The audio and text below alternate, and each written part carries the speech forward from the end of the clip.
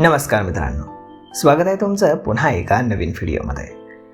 तर मग चला आजच्या या भागाला सुरुवात करूयात. दुसरा दिवस उजाडला. आज सकाळपासूनच माझा छोटा हिरो सलामी देत होता. जेव्हापासून निकिता माझ्या आयुष्यात आली आहे तेव्हापासून रोज सकाळ सकाळ तो सलामीच द्यायचा. कितीही त्याला शांत केला तरी तो शांत होत नव्हता. मग मी उठलो आणि रोजच्याप्रमाणे कॉलेजला निघालो. मी कॉलेजला जातच होतो की तेवढ्यात निकिताचा फोन आला. पहिल्यांदाच एवढ्या लवकर तिनं कधीतरी फोन केला होता. मी लगेचच फोन उचलला आणि तिच्याशी बोलू लागलो. ती म्हणाली, आज नवरा लवकर ऑफिसला गेलाय आणि तिला पण माझी आठवण येते म्हणून फोन केलाय. ते ऐकून तर मी खूपच खुश झालो आणि मी हळूहळू रस्त्यावर चालू लागलो. बोलता बोलता निकिताला कळवलं की तिचा नवरा मंगळवारी रात्री जाणार आहे बाहेर कामासाठी. तो 3 दिवसांनंतर परत येणार आहे.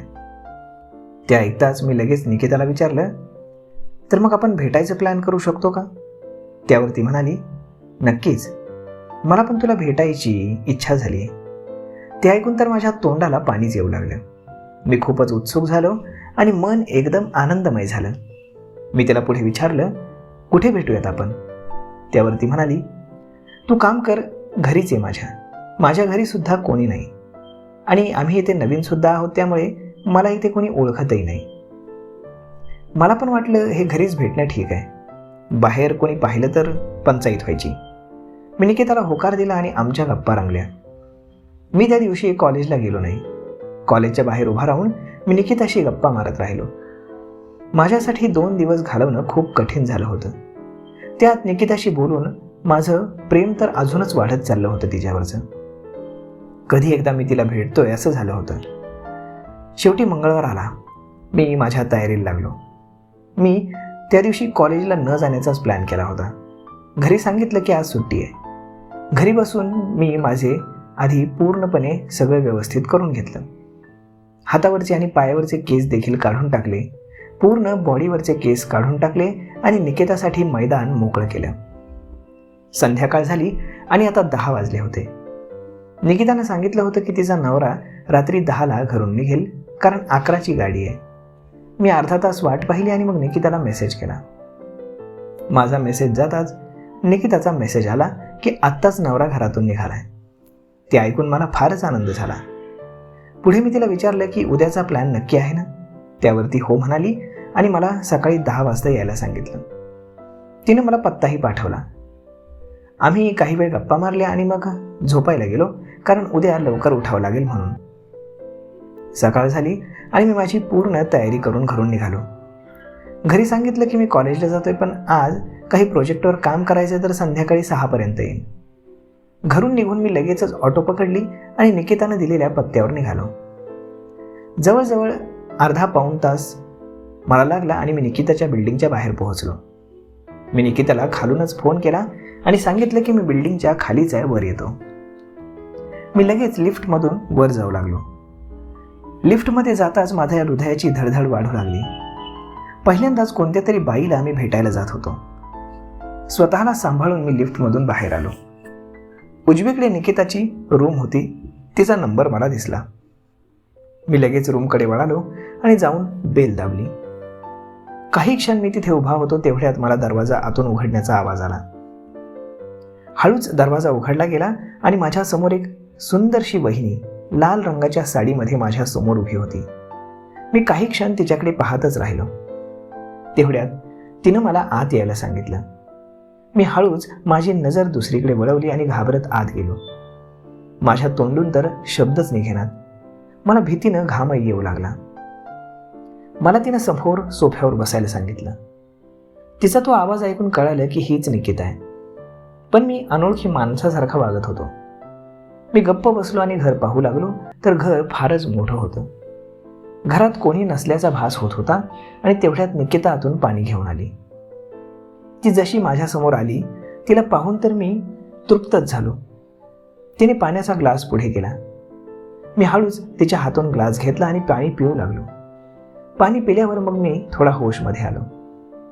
निकिता समोर बसली आणि तिच्या चेहऱ्यावर एक प्रेमळ हास्य होतं. मी काही विचारेन तेवढ्यात निकितानं विचारलं, पत्ता शोधायला काही त्रास तर नाही ना झाला? मी म्हणालो, काही नाही. मग पुढे निकिता आपल्याबद्दल सांगू लागली. दोघे नवरा बायको काही महिन्याआधीच इथं आलेत. अजून घरात सामानही घेतलं नाही. हळूहळू चालू आहे. निकिताचं बोलणं चालू होतं आणि इथे माझ्या मनात एकच विचार चालू होता की कुठून सुरुवात करू, कारण माझी खाज वाढत चालली होती. निकिताकडे पाहता पाहता सारखीच माझी नजर तिच्यावरून तिच्या गल्लीकडे जात होती. तिच्या पारदर्शी साडीच्या पल्लूवरून मला तिची गल्ली स्पष्ट दिसत होती. निकितानं पण पाहिलं की माझं तिच्या बोलण्याकडे लक्ष कमी आणि तिच्या गल्लीकडेच जास्त आहे. बोलणं चालूच होतं की तेवढ्यात निकिता म्हणाली, मी हा ग्लास आत ठेवून येते. आणि ती उठली आणि स्वयंपाकघराकडे जाऊ लागली. जशी ती समोरून चालत जाऊ लागली, माझी नजर तिच्या पार्श्वभागाकडे गेली. तिच्या त्या हलणाऱ्या कमरेबरोबरच तिचे ते डुलणारे कमंडलू मी पाहिले आणि मी तर वेडाच झालो. काही वेळानं निकिता बाहेर आली आणि यावेळी ती माझ्या बाजूलाच येऊन बसली आणि पुन्हा आमचं बोलणं सुरू झालं. आता तर माझा प्राणच जाईल असं मला वाटू लागलं होतं. एवढ्या जवळ ती बसली होती की तिचे ओठ एकदम माझ्या समोरच होते आणि त्यात ती माझ्याकडेच पाहत होती. निकिता तिच्याबद्दल बोलत होती, पण इथे माझा संयम सुटत चालला होता. माझी नजर आता तिच्या गल्लीपासून दूर होतच नव्हती. निकिताचे शब्द आता माझ्या कानापर्यंत पोहोचणंही बंद झालं होतं. तेवढ्यात निकिता थोडी व्यवस्थित बसण्यासाठी सरकली, पण त्यावेळी तिच्या साडीचा पल्लू मात्र खाली पडला. तिचा पदर खाली पडताच तिची सगळीच्या सगळी गल्ली मला दिसू लागली. निकिता काहीच न झाल्यासारखी बोलत बसली. ते पाहून मात्र मी चकित झालो. मला कळालं की ती मला सिग्नल देते, पण माझी पुढे काही करायची हिंमतच होत नव्हती. आता मी पूर्ण टक लावून तिच्या गल्लीकडे पाहू लागलो. मला फक्त आता निकिताची गल्ली दिसत होती, बाकी काही नाही. निकिताकडे पाहता पाहता माझा छोटा भाऊ एवढा तापला होता की माझ्या जीन्स पॅन्टमध्ये मावतच नव्हता. आणि बोलता बोलता निकितानं एक हात माझ्या मांडीवर ठेवला. तिचा मऊ हात माझ्या मांडीला लागताच माझ्या अंगातून एक वीज संचारून गेली आणि मी काहीही विचार न करता लगेचच माझं तोंड निकिताच्या गल्लीवर चिटकवलं आणि तिला किस करू लागलो. दोन्ही हातांनी बॉल दाबू लागलो आणि मग तिचा जो काही मदमस्त आवाज होता तो ऐकून तर मी अजूनच उत्तेजित झालो आणि मग हळूहळू तिच्या मानेवर किस करू लागलो. तिचे हापूस आंबे दाबू लागलो. जणू वाटत होतं की दुधानं भरलेले हे फुगेच आहेत. आणि हळूहळू मी तिच्या ओठांपर्यंत पोहोचलो. एक हात निकिताच्या डोक्यामागे मी घेतला आणि तिच्या ओठांवरती आपले ओठ टेकवले आणि हळूहळू माझा कार्यक्रम चालू झाला. ते रसिले ओठ जणू मधानं भरले होते. ओठांवरती किस करताना काय करू आणि काय नको असं झालं होतं. मग हळूहळू तिचे कपडे मी काढून टाकले आणि जराही वेळ न घालवता मी तिच्यावर तुटून पडलो. त्यानंतर मग काही क्षणातच मी निकिताची साडी पूर्णपणे काढून टाकली. निकितानं आतमध्ये लाल रंगाचा परकर घातला होता. मी लगेचच तिच्या जवळ गेलो आणि तिच्या परकरची देखील नाडी खेचली. नाडी खेचताच तो उघडा झाला आणि खाली पडला. परकर खाली पडताच मी तिला घट्ट मिठी मारली. निकितानं आतमध्ये गुलाबी रंगाची चड्डी घातली होती.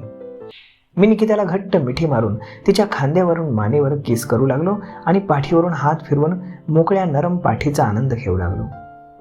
तिचं शरीर आता भट्टीसारखं तापलं होतं. आणि मग त्यानंतर पूर्ण दिवसभरामध्ये आम्ही 3 वेळा कार्यक्रम केला. तर मग मित्रांनो, अशा पद्धतीनं मी अजिबात निकिताला सोडलं नाही. तर मित्रांनो, अशी होती ही निकिता भाभी. तर तुम्हाला हा व्हिडिओ कसा वाटला हे तुम्ही आम्हाला कमेंट करून नक्कीच सांगा. आणि जर तुम्हाला आवडला असेल तर आपल्या जवळच्या मित्रमंडळींसोबत देखील हा व्हिडिओ तुम्ही शेअर करायला विसरू नका. धन्यवाद.